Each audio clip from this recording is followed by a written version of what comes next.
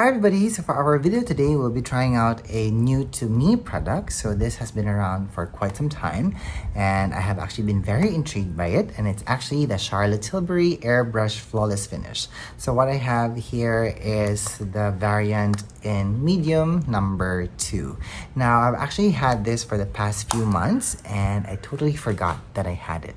And if you follow me here on YouTube or on Instagram, I actually stated there that I was gonna be moving homes, and then my home was being renovated, and then I also went to Japan, and by the time I came back from Japan, I had to fix my unit because after all it was recently renovated. And it was actually during this renovation that I found this in my brush kit in its original packaging, and I was so shocked because I can't believe it that I totally forgot that I had this and I have not played around with this yet. Now the unfortunate thing is, when I saw this in my brush kit, I was also preparing to leave for my home in the province where we are at right now. So if you hear chickens crowing or dogs barking, that's the main reason why. And also the background is different. So anyway, that aside, let's play around with this product. As I've said, I've been very intrigued by this for a long time, and my only trepidation about this was actually the price point, because this is at around $49 and you only get 8 grams of product here. So I initially thought that this was a pressed powder kind of a situation, but after digging some more, looking at people who've been using it, even at work, it actually is not. So basing off of the name of this product, it is Airbrush Flawless Finish. So this is basically a finishing powder. So I've also checked the Charlotte Tilbury website, and they described how you'd use this, and it's described there that they use this as a setting powder, which was actually quite a surprise for me. But being that this is only 8 grams of product with a price point of $49, I am not gonna use this in that manner because it's just too costly. So I would still prefer to use either a setting powder or maybe pressed or loose, and then once all of my makeup is done, I'm going to use this to finish everything. Now according to the call out of this, it instantly brightens and blurs the skin. So let's try to see if that will be the effect that we will have today. Okay, all right. Okay, so at this point I'm just gonna put on some foundation and maybe some cream blush and maybe some highlighter, and everything that I'm going to be using today is going to be listed on the description box. And of course, I already have my skincare on, I already have my sunscreen on, even if it's a cloudy and drizzly day today. But since we have artificial light on, we still need to protect our skin from photo damage. Okay, all right, so what I'm going to do first is I'm going to be using a little bit of my Elevated Glow highlighter from Eldridge. Now I totally forgot my mist. I can't believe it. I am seeing it in my head now. It's sitting on my kitchen table. So I actually left for my home here in a huff, and the main reason why is because I was just gonna be taking the bus to come here. I really had to scale down all the makeup that I was bringing here, and I just had to plan it accordingly. Okay, all right, so that's the highlighter down. All right, next for foundation, I'm using the number 17 foundation from Eldridge, and I already have it here on my palette, and I'm gonna pick it up using the sheer buffer brush from Niji, and I'm just gonna lightly brush this all over. Alright, so that's a thin layer of foundation down. Love this. And then next, what I'm going to do is I'm going to get a cream blush, and I'm going to be using one of the colors from the Nessa Myricks Yummy Skin Flushed. So I hope I got the name right. And what color should I use? Maybe I should use this shade. Hang on, let me get it. Okay, so I have the color here now. And this is called Rosé and Brunch. And I'm going to get one of my new brushes that I love to apply cream blushes with, and this is the Refer number 05, the Shodo 05, and I'm just going to like, lightly buff this into the skin. Look how easy that was. Look how even and soft. And mind you, I'm sure you saw how strong these blushes from Danessa, like, really impact the skin. So you have to be very light-handed on how much you pick up from either the palette or the pan. And if you are able to find, like, a brush that actually helps you to diffuse it, the Shodo number 5 is so great. Look at that. Nice flush of color and goes very well with my t-shirt. Okay, so let me just continue to blend out the edges now. Okay, next I'm gonna pick up another shade of Lisa's foundation. This is the number 16 now, so it's lighter than number 17. And I'm gonna use this, like, as my, like, concealer, like, type of product. And the main reason why I'm doing so is I forgot to bring concealer. I'm just so glad I was able to bring this though, because, like, it just really works very well with my undertone, because I have, like, olive undertones in my skin, and then these two foundation shades have olive undertones in them, and they actually, like, work very well with me. Super.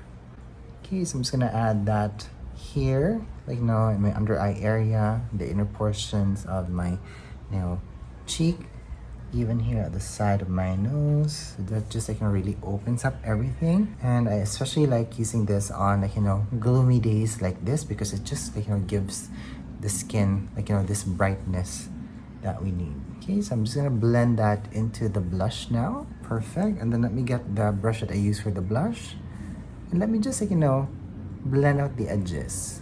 And what's so nice with the Shodo 5, it's like a stippling brush, wherein, like, the tips here that, like, come out of the brush head is the one that you'd actually use to blend out edges. And I'm actually quite surprised on how effective they are. Super.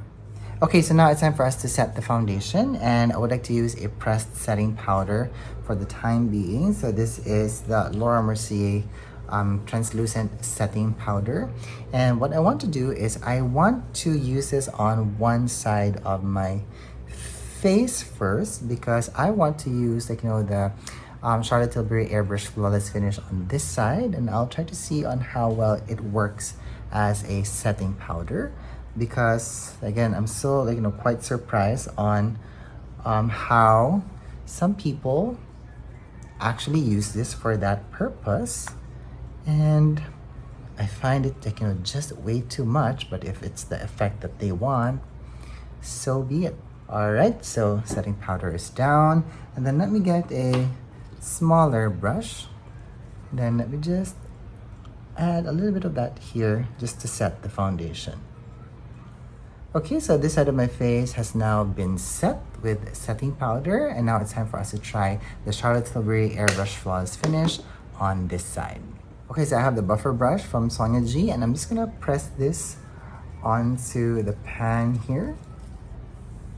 Okay, so we have a generous amount of product here on the brush head, and then let me just press that into my skin. I actually, like, do like the effect that it has left on my skin here. I've actually, like, seen an instant blurring effect. Like, it has also kind of, like, minimized the appearance of my pores, especially, like, in this portion of my face. But it actually, like, tamed down the color of my blush. So let me get, like, the brush that I used for the blush earlier, and I'm just gonna add more intensity. I did not pick up any more color of the blush from, like, the back of my hand, but whatever product is left here on the brush will this also do the job of adding, like, intensity. And I'm also seeing that the personality of the blush has changed, so it's not, like, super creamy now, so it has, like, a nice softer personality, and I think that's how this blush is interacting with the powder. Okay, so I actually see now the reason why people love this. Like, it's very nice and very soft, like, the effect that it leaves on the skin. It's also not caking so far, and it's also, like, quite remarkable to use as a, like, setting powder. and it leaves a very nice, like, soft focus effect, which, like, I'm sure a lot of people love these days because of, like, filters on our phones or on, like, Instagram, things like that.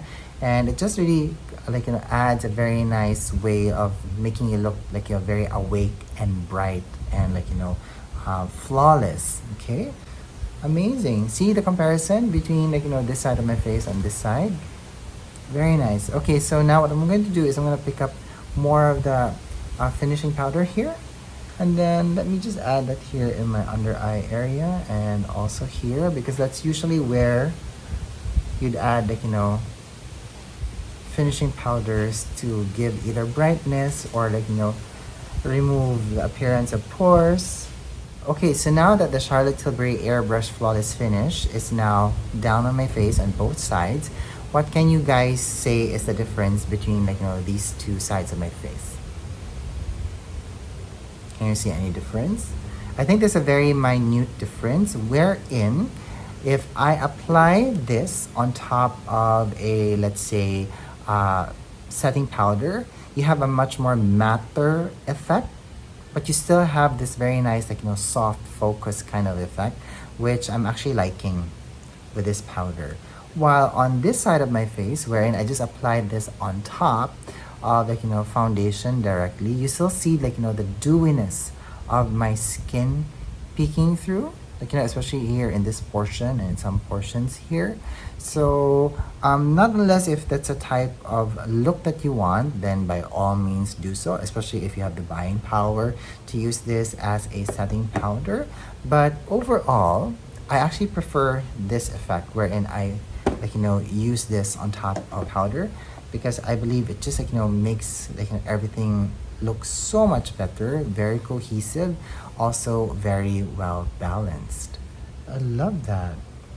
Okay, and I do have to say that, like, now that I'm looking at this close into my mirror, I'm actually so happy to report that there's no cakiness at all with this finishing powder. It leaves a very nice, like, velvety finish on top of the skin, which I like. And I'm actually very surprised by this because I was expecting this to, like, cake up a little bit, because a lot of the finishing powders that I have in my collection, maybe from Laura Mercier or even from Hourglass, if you, like, just continue to build, like, coverage and, like, put more layers on top of it, it becomes very cakey, like, in no time. I am very impressed. I am very impressed.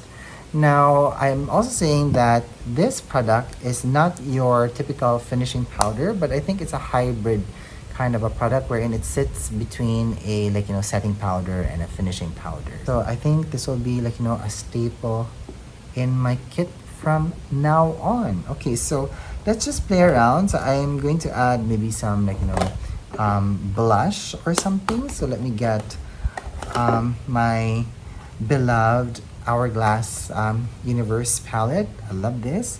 And the main reason why is because I love this blush here. So let me just pick up a little bit of this and add it on top of, like, my cream blush from Danessa. So just so that we have more intensity. And I'm seeing that, like, this also goes very well on top of the Charlotte Tilbury Airbrush Flawless Finishing Powder. They work very nicely together. We still have that very nice soft focus kind of effect going on, which I'm sure a lot of you will actually like. Okay, all right, and now let's add a little bit of some bronzer maybe. So let me get this palette from Hourglass. So maybe let me pick up this shade here a little bit, and also a little bit of this. And let me just run that across, like, my cheekbone just to add some warmth. That's my dog Tanner, by the way. He has never left my side ever since I arrived here. I've missed him so much.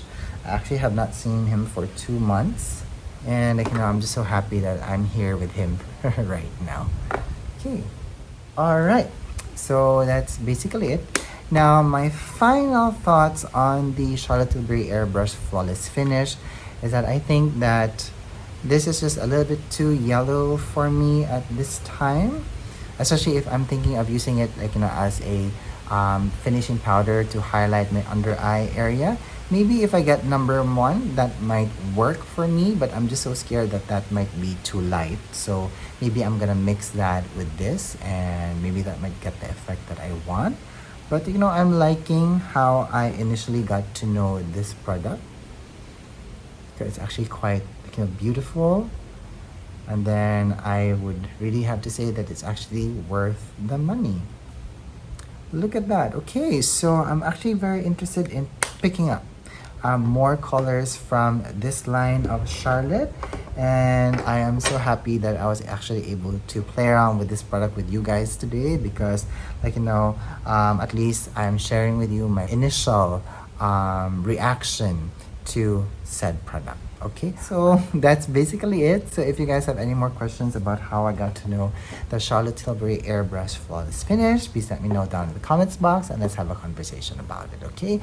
And if you're watching this and if you happen to use this, please let me know how you use it, what you like to use it with, and maybe I might also learn something from you.